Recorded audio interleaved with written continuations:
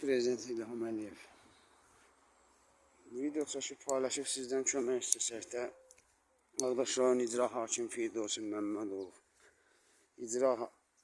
icra başçısı Orxan Hüseynzadə, İşıq İdarəsinin müdürü tərəfindən bu 10 minlik elektrik xəttlərindən heç bir tədbir görülmədi. Elektrik xəttləri günü-gündən əylərək sağa doğru gedir, ancaq İşıq İdarəsi heç bir tədbir görmür. Bundan sonra bu Şirə kanalını doldururlar.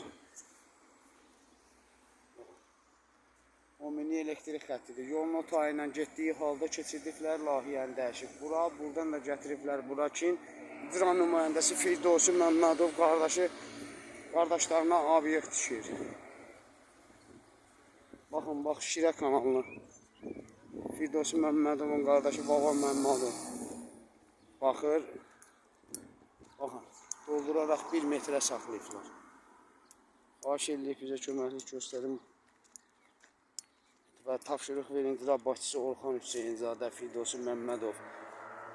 Bu problemlərin qarşılığında bizə köməklik göstərsin.